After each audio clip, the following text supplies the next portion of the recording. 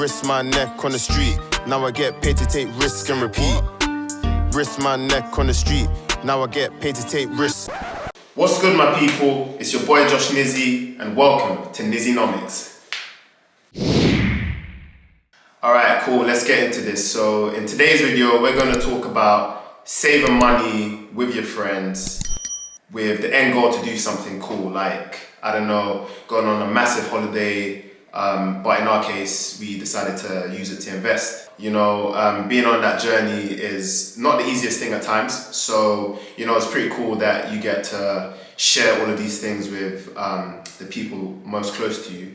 So I'm going to share with you a story of how in the last 3 years, we managed to save just under £23,000 now, just by holding each other to account every month. We picked a small size and literally got it cracking. So yeah, let's get into this. So I'm gonna front load this video with all the achievements and what we got out of this whole process, just in case you don't have the time or can't be bothered to watch the rest of the video. Over the past 3 years, we've managed to save just under £23,000, of which we've reinvested £10,000 and exited £8,000. So, I mean, you can kind of do the maths on that. That's kind of like a realized profit on £2,000. But just to make it clear, like, most of these investments are deemed as like super long term, you know, pretty risky as well because the companies could fail.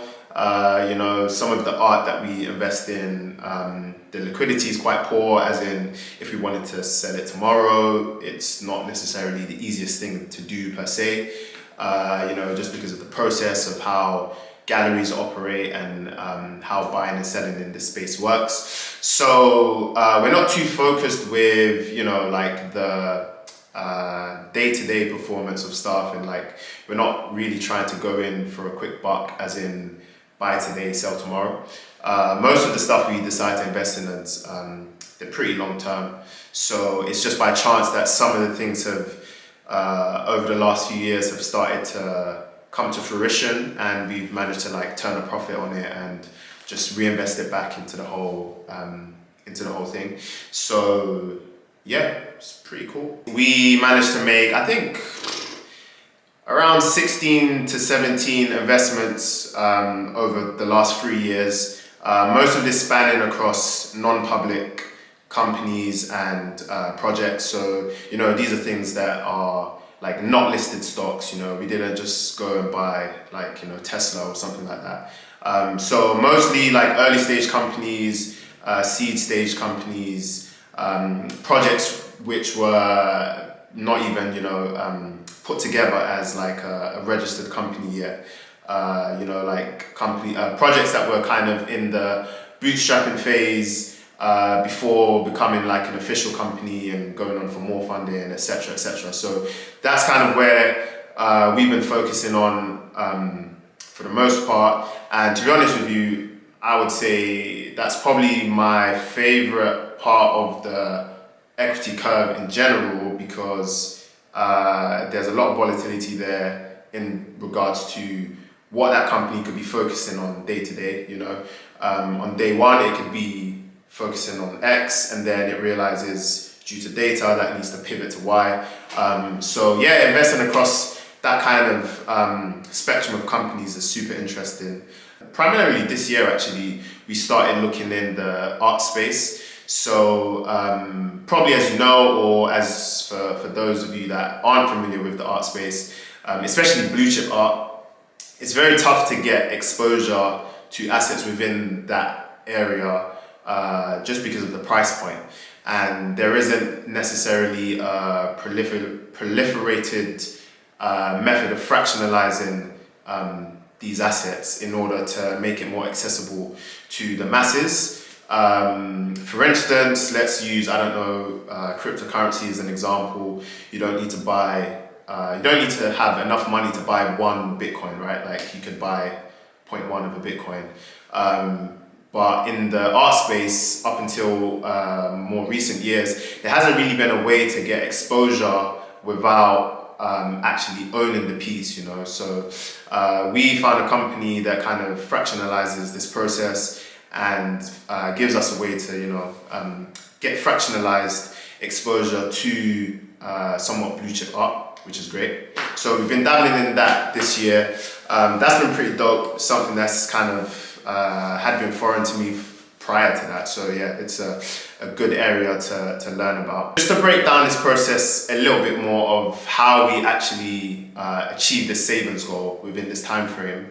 I'm gonna break it down step by step, just to illustrate how we did it. It's not necessarily the most perfect way or, you know, the only way to do something like this. You know, it actually exists across a lot of different cultures where people save in groups and communities and stuff like that. So it's definitely not, you know, we're not setting a new precedence with this type of approach or anything like that. But nevertheless, something from our journey might inspire you to, I don't know, do it similar, like with your own friends or your family or whatever the case might be, whatever, I don't know. But yeah, I would say the first and probably the most important thing is choosing a size. So the whole point of this saving exercise is to pick an amount per month or per week or whatever time frame you decide. For us, it was 1 month. And choose that amount and commit to it every month. So put that to the side and reserve it and say X amount is for, you know, so-and-so activity. For us, we started with £200. Over time, we increased it to 250 and then we increased it to 300. And hopefully, over time in the future, we can, I don't know, keep increasing it up until a certain point, depending on personal circumstances, you know, etc., etc. But nevertheless, we chose a size that we thought to ourselves, you know, this is a manageable size I can commit to every single month without fail. And if my friend drops the ball, I can hold him account. And if I drop the ball, he can hold me account. And then we just take it from there. So the first step in the process is to choose a sensible size that you can commit to without fail. The second thing to choose is the frequency. So as alluded to in the first point, choosing a time frame is very important because again, this is one of the variables that is going to kind of behave like as a fixed variable. Like this thing, you do not want to change this. You want to be passive with it. You want to commit to it over time. So we just kind of, linked it up basically with how we get paid, right? So most of our money we earn is through salaries. Salaries are paid on a monthly basis, etc., etc. So we just thought, you know what? Okay, cool. The easiest way to systemize this and make sure that we commit to it on a recurring basis is to do it in the same frequency that our salaries get paid, right? So on payday, that amount of money that we committed straight away goes out. Yeah, we don't drop the ball in that way. The third thing we did was to decide who's actually going to be on this journey with us. So we opened it up to some friends. Some people were interested, some people weren't. And long story short, it ended up being just the two of us, which is cool. And we decided from there, okay, you know, like I said before, I'm going to hold you to account, you're going to hold me to account, and we're going to get this cracking and see where we end up, you know. So obviously in the first month, it was like we saved £400 in total, an okay amount, but couldn't really do anything with it in terms of investing, etc. So over time, you know, very quickly this number begins to add up, you know, every month that's a total of 400, you know, so I mean, the first year, 10 months in, you're already 4K up. And then that's kind of like a, you know, decent size to start doing stuff with. In reality though, we started to make investments after kind of collecting like 1K, 1.5K, 2K. Then we started putting it to work and, you know, I guess the rest is history from there. And the last thing on the list is to decide where to put the money, right? Like that's the most important thing. So because it was just two of us, it was quite easy to manage in the sense that we're quite disciplined people when it comes to finances anyway. So we had separate pots in our own personal spaces where we ring fenced the cash. So again, he held his money, I held my side of the money, and we just kind of kept each other to account. So I guess it's kind of obvious during this process that an element of trust is quite important. So I mean, this is not me saying go and do this with like any Tom, Dick and Harry. This is kind of me illustrating that this activity, I decided to do with someone that I trust, and at the end of the day, I still had, custody of my own cash. So worst case scenario, like if we fell out or, went our separate ways, etc., I still had a handle on my cash. So yeah, I wouldn't be at a loss or at risk in any way. Nevertheless, choosing where to put the cash is very important. So we've actually used some platforms that help kind of systemize this process. Platforms called Stepladder. Ultimately, is actually geared towards helping groups of strangers actually save at the same time within a specific pot, and support them on getting on the property ladder for the first time. So that's kind of what the save and goal is geared towards.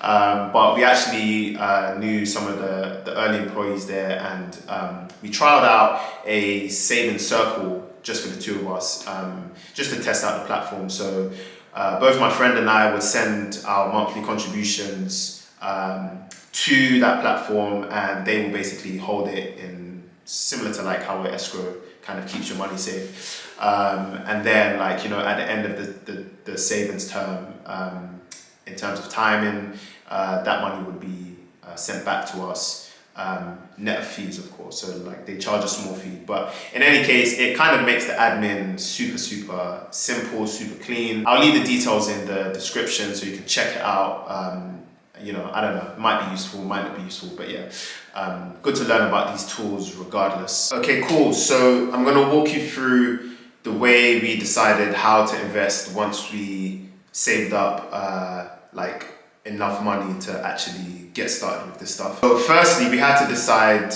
what type of stuff do we actually want to invest in. There's so many different asset classes out there. There's so many different options of as to where you can put your money to work, etc., etc. So the first thing we needed to kind of do was come up with some sort of framework to kind of view the world in and identify these opportunities whenever they popped up. We decided that non-public was going to be the area of focus, and actually I think even without any restrictions, it's the more interesting area to invest in, especially when it comes to equities, because that's really where most of the innovation is happening. That's where most of the new frontier stuff is going on. That's where all the disruptors are born. And actually, there's a lot more going on in that segment compared to some of the more mature areas of the market.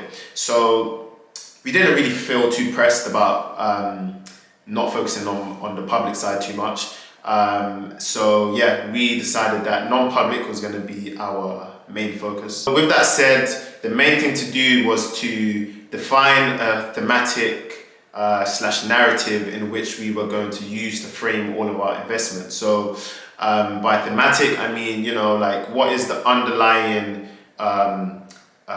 societal thing that you can observe happening in real life, and how is that changing, or how is that due to change over time? And then on that basis, you can decide what to invest in regards to the companies that are either building that future or the companies that are contributing to those building that future, or actually the companies that are designing that future from scratch. So one of the more obvious thematics that people observe, which is quite popular these days, for example, electric vehicles, or I guess even more broadly, the whole thematic of sustainability and being climate friendly, etc., etc. So that's a massive thematic that companies are on the one hand kind of being forced to clean up their act and be more sustainable, but at the same time, you know, society is heading that way in terms of like consumer preferences, etc., etc. I mean, to be honest, we're basically already there. Like that thematic is very much drawn out and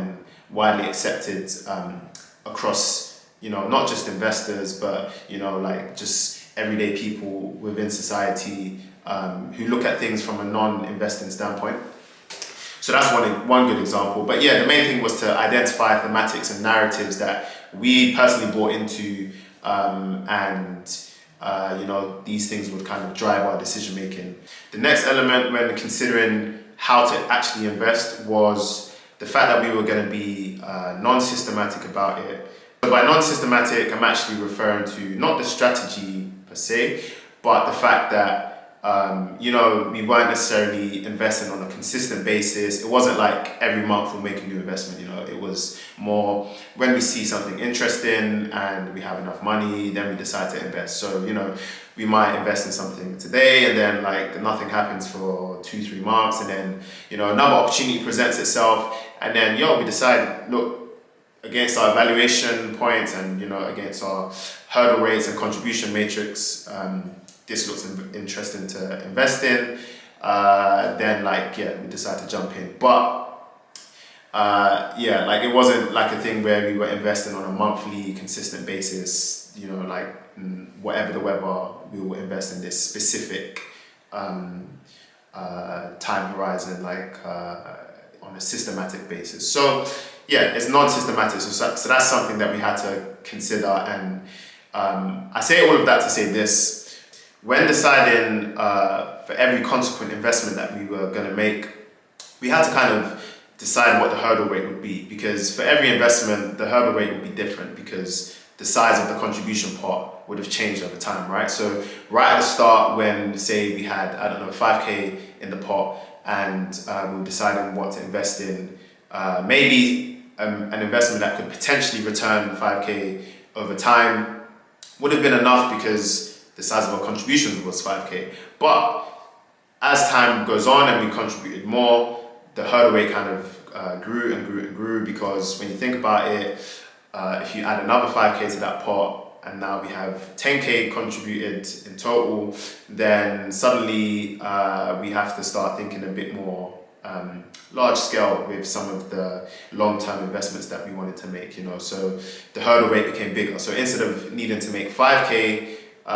we needed to make 10K, etc., etc. So that's how we're framing things, you know. So what we actually decided to do was create a contribution / hurdle rate matrix, and what this does is essentially allow you to map out over a contribution amount on one scale, and by that same scale actually a return profile, and then decide for every consequent investment you're going to make, where on that scale or where in that matrix does that new investment sit. So we could very quickly see for every new investment how much we would actually need to invest versus the expected return to make it worthwhile, and oppositely we'd know how much return we'd need to generate from a given investment in order to make it worthwhile, considering the amount that we've contributed to this savings pot in the first place. So that's kind of like the approach that we use now, especially given that we've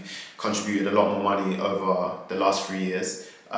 So it's a case of looking at an investment, analyzing, does it fit in with the thematic narrative that we're trying to attach ourselves to, and then on that basis, what does the contribution return matrix look like? You know, like how much would we need to return in order for this investment to make sense? Do we need to invest a bigger size? Do we need to go smaller? Do we need to wait? You know, like all of these answers can be kind of guided by that matrix that we put together. So that's what we're using at the moment. It works pretty well.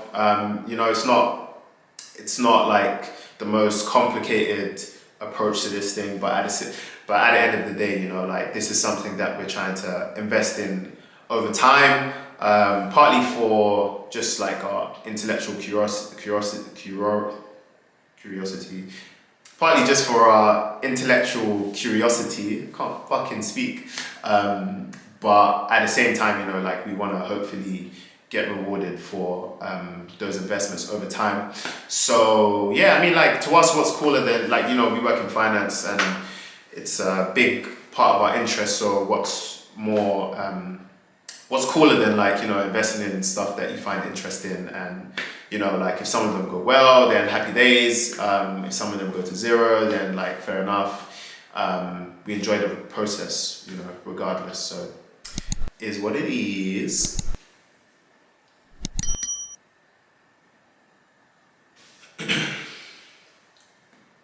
So just going back to that contribution matrix I described, I wanted to kind of pick it apart a little bit, just, you know, in case you wanted to make something similar, or you know, if you've done something in the past and like you want to compare, etc., etc. So in the way we've constructed it is to have a number of variables that we can change basically on a per deal basis.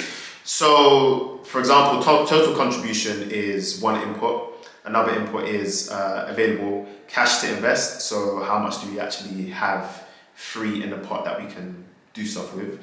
The target asset valuation. So for example, what is the expected valuation of this thing, you know, this early stage company or this project, or this maybe late venture stage capital, or this maybe late stage venture company, you know, like what is the expected valuation that we can expect from this thing over time?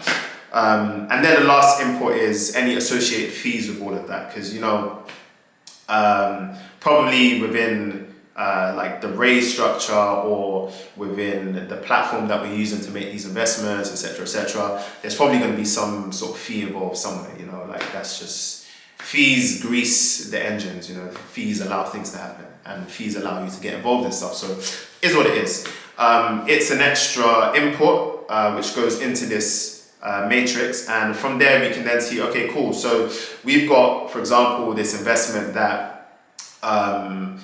we expect to be valued at £6 million over the life of the investment or until the next liquidity event, and currently we have, I don't know, 5k available cash in which we're going to use to make this investment. And so far we've contributed, let's say, I don't know, £25,000. So we can straight away see, I mean, you don't even need the matrix to understand that, like, we're going to need at least a 5x return in order to return the amount of funds that we've contributed already, which is 25k.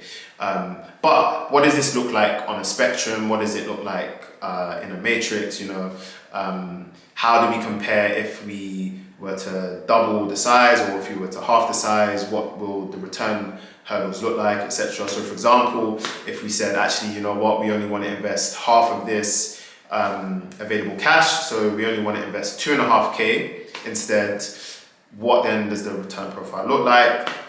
Just off the top of my head, that's going to be a 10x return that we would need in order to return the contributed capital or the contributed savings that we've put in this pot already. So then the question is this investment between now and the next liquidity event, do we expect a 10x return to be likely? Is that possible?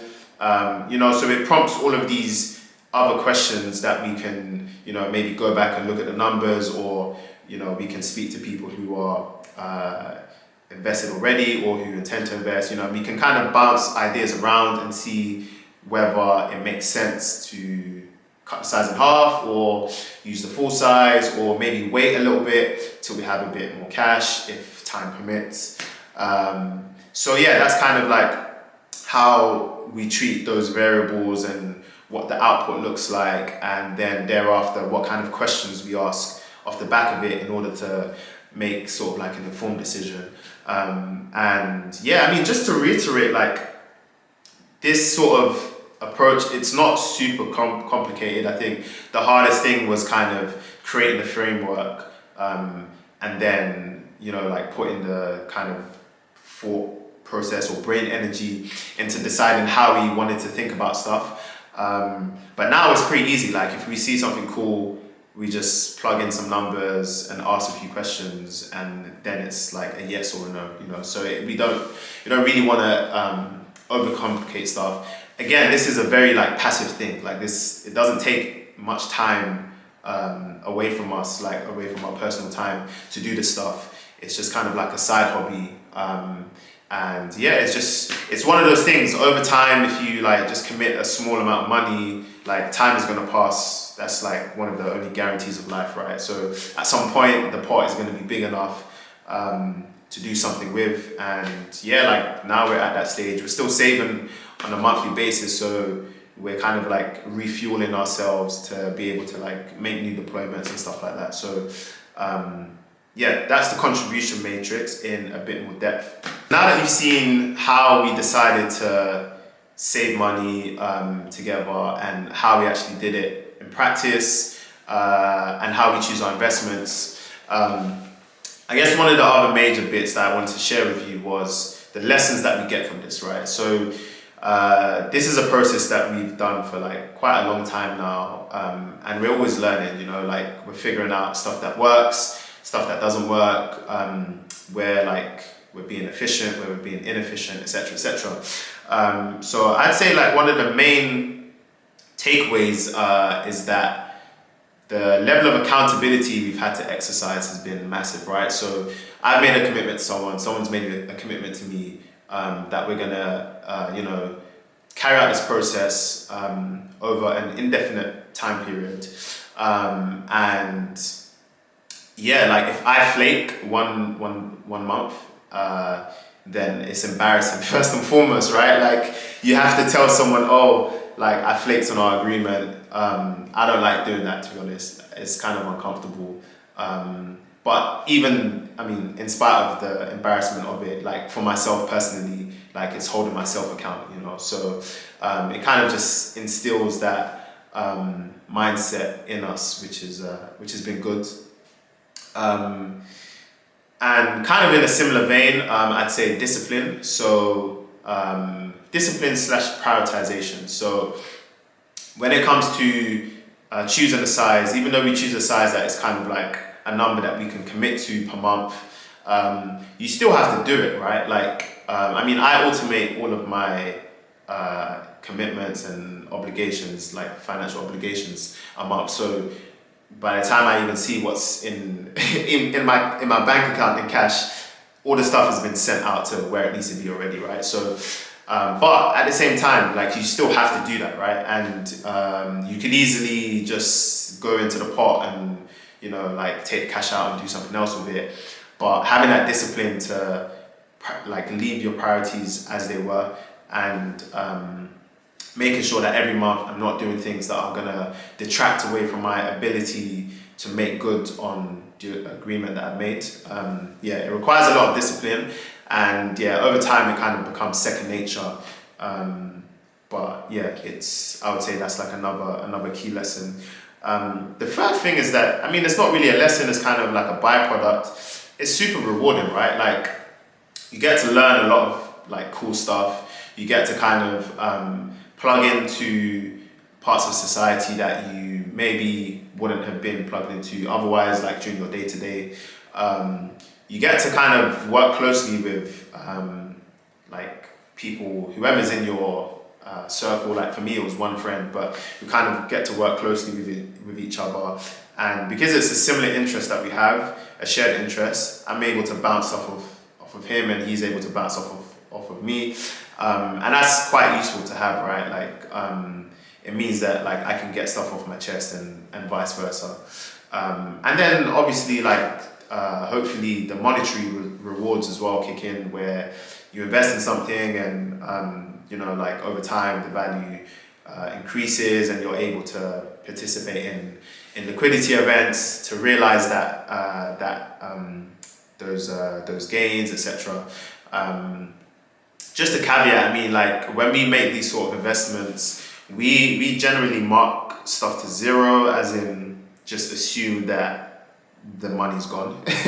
Because like I said, the part of the curve in which we're investing in terms of like the equity life cycle, it's very early stage, right? And within that early stage area, and even to some extent with the art, right? Like, even though art is, I wouldn't say it's indefensible, but the lack of liquidity in the art space can mean that something can feel like it can have a paper value, but it can feel like it's worth nothing, because if you try to convert that to cash, you might have some difficulty, etc. So yeah, to an extent the art as well, but mostly the early stage investments that we make, we just assign a value of 0 to them, and we just see it as like, this month we spent some money on something and we didn't get anything back from it. Like, but that happens all the time, you know. Like, people go to the club, you buy drinks, like you spend all this money, and like you don't see it back again. Like, you had a memory, maybe you might have been too drunk to remember what happened, but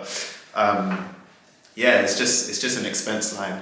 But having said that, sometimes like things go well, you know. You might get lucky, and the thing you invested in could return quite a bit. So I would say rewards is kind of a byproduct / lesson, if you want to call it that. And then I'd say, maybe like out of sight, out of mind. It's kind of a very passive activity that we do. So we kind of, this is more, I guess, geared towards people who work in finance maybe, or work close to financial services, where you really need to like compartmentalize your day job away from activities that you do within finance, etc. So when you can make kind of frameworks like this that mean that you can like really silo the two activities in terms of like brain spend, then it's really cool. So for us, the main thing was like building that contribution return matrix, so that we can just make decisions quite quickly, and like they aren't really taxing, and then we forget about it. Like, once it's done, you know. Like, we invested in like Nutmeg time ago, and like this year they sold to JP Morgan,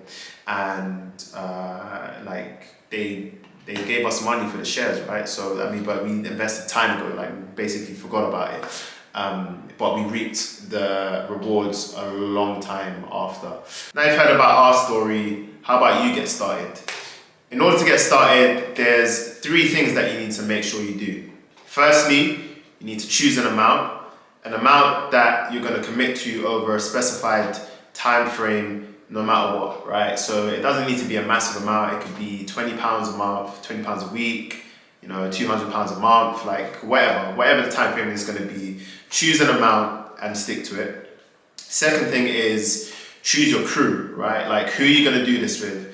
Like, you could do it by yourself, but it's less interesting. You know, like the elements of accountability, etc., is not there. So it's best to do it with friends, family, people that you trust. Or you could use like dedicated platforms which kind of cater to these sort of activities. Like I said, Stepladder is one that we've used before. And then the third thing is to ask yourself, like, why not?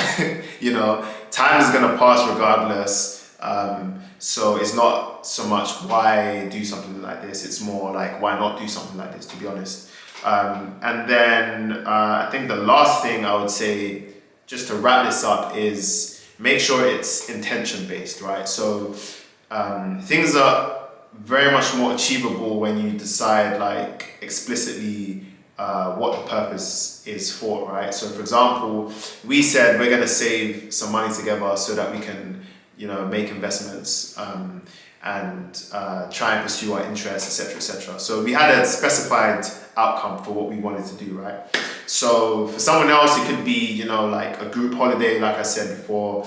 It could be like a massive experience. I don't know, maybe you want to go to like do a world tour or something like that. I don't know, maybe you want to get into property, maybe you want to, like, I don't know, whatever people spend money on, right?